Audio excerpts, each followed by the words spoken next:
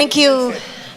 Thank you very much, Matthias. This was a very good way to start what we hope would be a great dialogue. So, we've been following your Bharat Jodo Yatra across India. We've seen the many kilometers that you've done over 137 days. We're really grateful that you took a detour to come to Paris. And the first question I would have for you is, we look at India and we see a country whose economy is growing, a country which creates technology, that innovates, but also a country with millions of people still in extreme poverty. So what is it that needs to be done to make sure that all these citizens are not left behind, that they also enjoy the benefits of this global progress? I mean, that's a very complicated question. First of all, thank you for having me here. It's an honor to be here. I'd rather be sitting there, frankly, but I don't have that choice anymore. Thank you for your time. India in our constitution is defined as India, that is Bharat, a union of states. So these states, they have got together and formed India or Bharat. And the most important thing is that the voice of all the people who are included in these states is heard loud and clear, and no voice is crushed, intimidated, because I believe that India has an inherent wisdom, that it has a very long history, a long tradition, and my experience has been that regardless of whether people are poor or rich,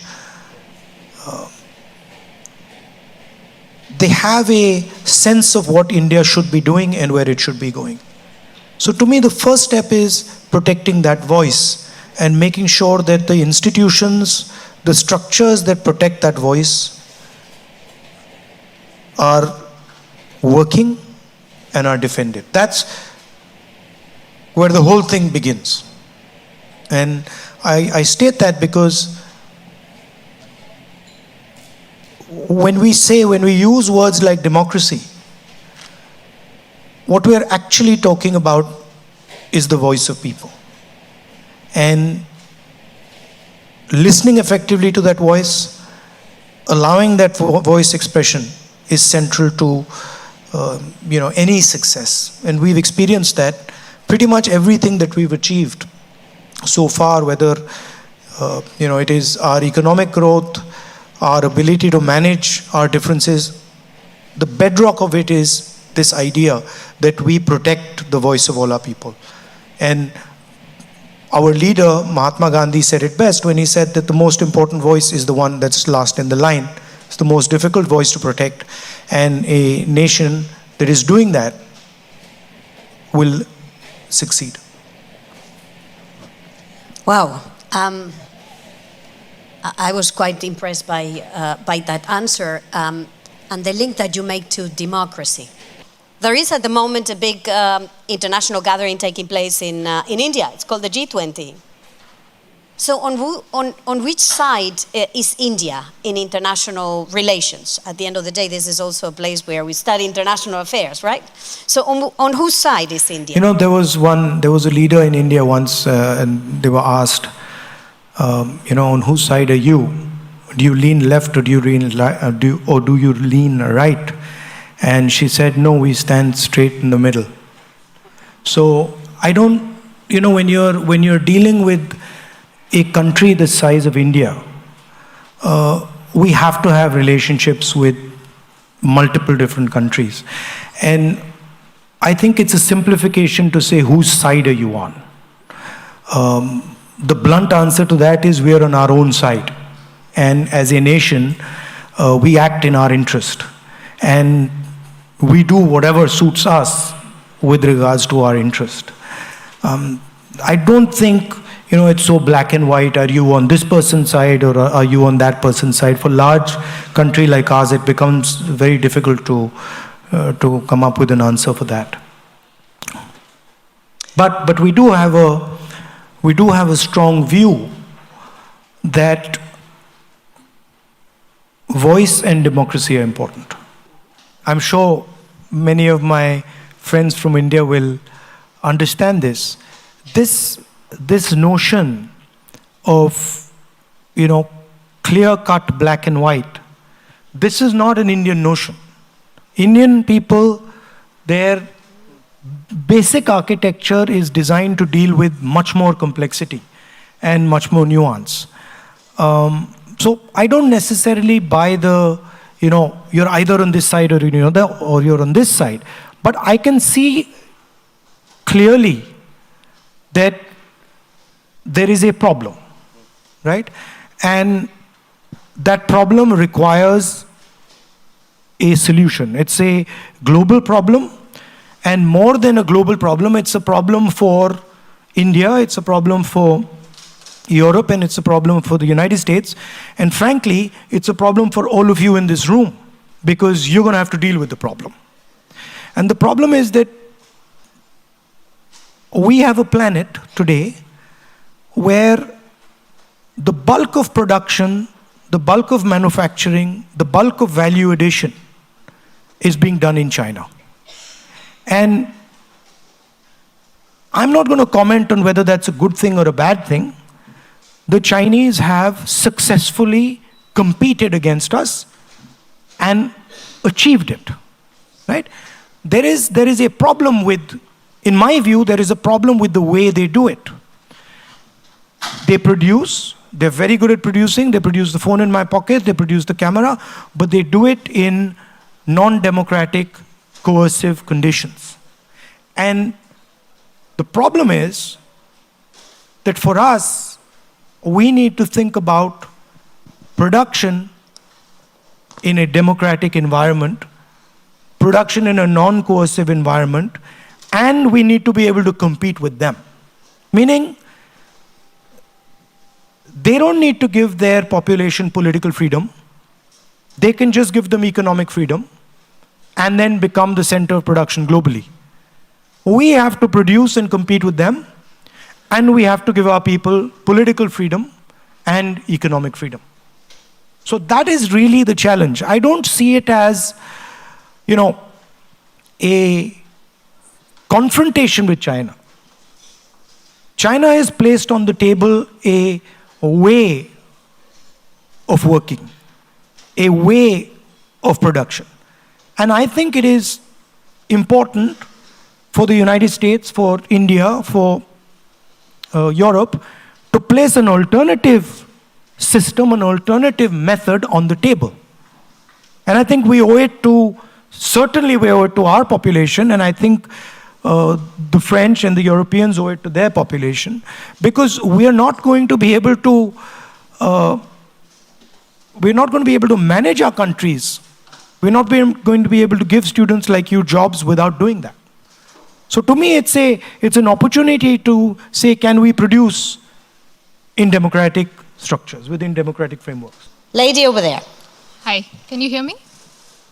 Yeah. My name is Lydia Jaikumar. I want to ask about the violence against minorities in India. In particular, because this is close to my heart, violence, caste atrocities in India. Every day we hear, people from the Dalit community killed or violence against them because they went to a wedding, because they went to the school, because they, things that are our rights, just because we're, accessing it, there's violence against people in the Dalit community. What do you think needs to be done? Because it's societal, but it's also institutional, and it seems like there is no answer to it and there is no help from it. So. No, I think it needs to be combated. I think it requires a political imagination, and I think it is very important that it is done. What the BJP and the RSS are trying to do, the heart of what they're trying to do, is trying to stop the expression the participation of lower castes, other backward castes, tribals, and minority communities. And for me, in India, where a Dalit person or a Muslim person, tribal person, upper caste person, anybody is being mistreated, is being attacked, is not the India I want. So I think it's very important that this question is taken head on, but I don't think that the type of political imagination that is required is currently there. It ebbs and flows. So you have these movements, you have this expression, and then they ebb away. And I think we're at one of those points where they've sort of ebbed away, and we need to reconstruct the political imagination that will, solve the problem you're talking about. For me, this is the central problem in India. This is bigger than any other problem. Thank you. Gentleman over there. Hi, thank you for the conversation. My name is Tanishq Saha, and I guess I had a question related to a term you used earlier on in the speech, Bharat. And there is a lot of discussion going around social media right now with a potential renaming, rebranding, whatever you might call it. But does this kind of change of a more popular name? We all know India has been named Bharat since its inception, but is there a point or some value to be derived in changing this name in the international perspective, in the weight we can bring to discussions, to be on our own side as you speak? Well, the Constitution actually uses both names, right? So the line in the Constitution is the line I started with. India, that is Bharat, is a union of states. So I don't really see a problem there. Both words are perfectly acceptable. But I think maybe we irritated the government a little bit because we named our coalition India, so that got them all heated up. And now they've decided to change the name of the country. I mean, you know how these things are. I mean, we could always give our coalition a second name as well. So, I don't think it'll solve the purpose. But people act in strange ways. What do you think about it? I personally believe it might not be the best thing to focus on right now, especially given that the country is at it's at the focus of this big summit that's taking place. World leaders are there to discuss so many different issues. I found that it could have been something that could be tabled for a later moment if it was necessary, and focus about issues inside and other issues. You're right, but there is something deeper that is going on, which is that people who want to change the name of anything are basically trying to deny history, right? The fact of the matter is, whether we like it or we don't like it, we have a history. We were ruled by the British, we fought the British, we defeated the British, right? I'm sure the English don't like it, but English is spoken by more Indians than English people. It's our language, more than theirs. Right? And we speak it in our own way. We twist it and we turn it maybe in ways they don't like. So the English that is spoken in India is actually a different expression, right, that is spoken in England. Embedded in that English is a huge history, a lot of pain, a lot of happiness, imagination, struggle. Those things are embedded.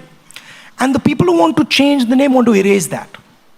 They don't want that the history of our country is known to our future generation. It disturbs them. right? I believe that we should accept our history. If we were ruled by the British for 100, 200 years, okay, we dealt with it, and let's move on. So it's a deeper question. Thank you. We're going to go up there. Hello, my name is Lydia Bilali. I am a student here at Sciences Po. And for the past 3 months, I've been interning as a research intern at the German Institute for Global and Area Studies on a project that focuses on the weaponization of anti-fake news laws in South and Southeast Asia. And I've been researching a lot of dozens and dozens of cases of journalists in India that have been targeted and silenced and punished by using the Indian Penal Code. So with this consideration, my question is double. So firstly, how can we continue justifying and saying that India is the largest and biggest democracy in the world? And two, what is the opposition doing to help these civil society members? Thank you. I mean, I walked across the country 4,000 kilometers to raise some of these issues. What you're saying is absolutely correct. There is a tendency now to intimidate, to threaten, not just members of civil society. I have 24 cases on me. I've got a criminal defamation judgment against me. The first time in Indian history that somebody has been given the maximum sentence for criminal defamation. Very convenient that I needed the exact number of days that they gave me to be disqualified. So we are dealing with this issue. The democratic expression is deeply embedded in India. And the fight to keep the democratic structure of India alive is ongoing and very vibrant. We are part of that fight. Now, when that fight is over, if that fight is over, and the other side wins, then I would agree with you. But that has not happened yet, and I do not think it's going to happen. We are going through a process. We are going through turbulence in our democratic structure, and there are millions of people, I'm sure many, many youngsters in this room, who really believe in that democratic structure and are going to defend it with everything that they've got. So it's a fight, and I think it's also an opportunity to rethink and to reimagine our country. There are many things that can do with improvement, and I think this is an opportunity, this is a test that many countries go through, and I think we'll come out just fine in this test.